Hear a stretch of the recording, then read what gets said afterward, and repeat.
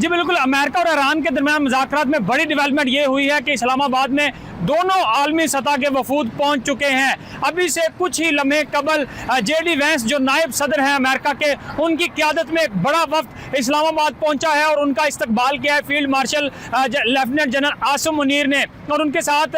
वज़ीर ख़ारजा इसहाक डार और वज़ीर दाखिला मोहसिन नकवी ने भी उनका इस्तकबाल किया है। और गुज़श्ता रात ईरान की तरफ से उनका जो डेलीगेशन था वो पहुंचा था, जिसमें उनके स्पीकर बाकर कालिबाफ जो थे वो पहुंचे थे, उनके साथ उनकी दीगर क़यादत पहुंची थी। तो इस्लामाबाद में बाज़ाब्ता तौर पर मुज़ाकरात कुछ ही देर बाद शुरू हो जाएंगे, लेकिन इन 1-to-1 मुज़ाकरात से पहले जो दूसरे डेलीगेशन है, चाहे वो ईरान का है चाहे वो अमेरिका का है, वो पाकिस्तानी वफ़द के साथ अलग अलग मुलाकातें करेंगे, जिसमें फील्ड मार्शल वज़ीर आज़म शामिल होंगे। और पाकिस्तान चूँकि इस वक्त सालसी का किरदार अदा कर रहा है और साथ में इस वक्त होस्ट कर रहा है इन मुज़ाकरात को, और दुनिया भर में पाकिस्तान की सफारतकारी का डंका बज रहा है। इस्लामाबाद जो इस वक्त जिसके सबसे ज़्यादा सर्च किए जाने वाला, पाकिस्तानी एयरलाइन जो सबसे ज़्यादा सर्च की जाने वाली है इस वक्त दुनिया में,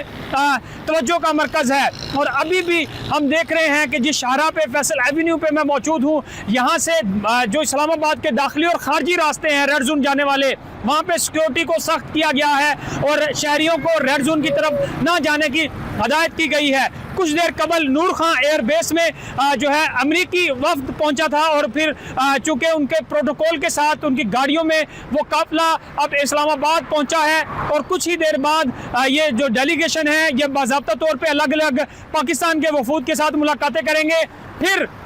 आज चूँकि हफ्ते का रोज़ बाकायदा तौर पे, जिसमें डोनाल्ड ट्रंप भी अनाउंस कर चुके हैं, और आज की जो नशिस्त होनी थी मुज़ाकरात के लिए, इन दोनों वफूद के दरमियान 1-to-1 मुलाकातें होंगी। और ये भी कहा जा रहा है कि जिस तरह चूँकि दोनों तरफ से पाकिस्तान ने दोनों ममालिक को ऑन बोर्ड रखा, और अब काफ़ी ज़्यादा यकीन जो है वो कहा जा सकता है कि इस बात पर किया जा रहा है कि ये मुज़ाकरात कामयाब होंगे और इनके कामयाब होने के चांसेस हैं, जिससे खित्ते में अमन और इस्तेहकाम का एक पैगाम जाएगा। और पाकिस्तान ख़ास तौर पे जो इस वक्त रोल प्ले कर रहा है, ये ना सिर्फ पाकिस्तान के खित्ते के लिए, पाकिस्तान के लोगों के लिए, पाकिस्तान की मईशत के लिए, और यहाँ पे एक ब्राइट फ्यूचर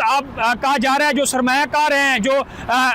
लोग जो इस पाकिस्तान के रोल को देख रहे हैं, वो ना सिर्फ इसको सराह रहे हैं बल्कि पाकिस्तान के एक रोशन मुस्तकबिल की ज़मानत भी करार दे रहे हैं। और अगर ये मुज़ाकरात कामयाब होते हैं तो फिर आने वाला जो दौर होगा वो पाकिस्तान के लोगों के लिए, पाकिस्तान की आवाम के लिए जो है वो एक अच्छे मुस्तकबिल की ज़मानत होगा। अब चूँकि दोनों वफूद ईरान के और अमेरिका के इस्लामाबाद में मौजूद हैं, और उनकी भरपूर तरीके से मेहमान नवाजी की गई है। जब ईरान का डेलीगेशन पहुंचा तो पाकिस्तान एयरफोर्स के तैयारों ने उनको बड़े भरपूर अंदाज से वेलकम किया, और इसी तरह जब अभी कुछ देर कबल अमेरिका का जो डेलीगेशन है वो इस्लामाबाद पहुंचा तो उनको भी भरपूर अंदाज से वेलकम किया गया पाकिस्तान में। और जब ये मुज़ाकरात अभी कुछ देर बाद शुरू होंगे तो इसको ना सिर्फ आम आदमी, ना सिर्फ पाकिस्तानी, बल्कि दुनिया भर में इसको अमन और इस्तेहकाम का जो है पैगाम दिया जा रहा है। और पाकिस्तानी सब्ज़ हिलाली परचम के साथ इसके ऊपर जो फख्र कर रहे हैं जो रोल पाकिस्तान इस वक्त प्ले कर रहा है। इस्लामाबाद को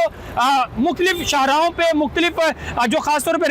रेड जोन की बिल्डिंग्स हैं उनको दुल्हन की तरह सजाया गया है, चूँकि पाकिस्तान होस्ट कर रहा है, पाकिस्तान वेलकम कर रहा है आलमी ममालिक को और अमन मुज़ाकरात को, अमन और इस्तेहकाम को। यही वजह है कि इस वक्त इस्लामाबाद दुनिया भर में तवज्जो की मरकज़ है, और अभी इस्लामाबाद में खूब गहमा गहमी है। हर तरफ हम देख रहे हैं कि जो बैरून मुल्क से आए सहाफ़ी हैं, वफूद हैं, उनको भरपूर अंदाज से वेलकम किया जा रहा है। और ये पैगाम है कि पाकिस्तानी कौम और पाकिस्तानी रियासत अमन और इस्तेहकाम के लिए एक अच्छी मेहमान नवाज और मेज़बान है। और यही वजह है कि कुछ देर बाद जब ये मुज़ाकरात होंगे तो इसमें बड़ी डेवलपमेंट्स खित्ते के लिए सामने आएंगी।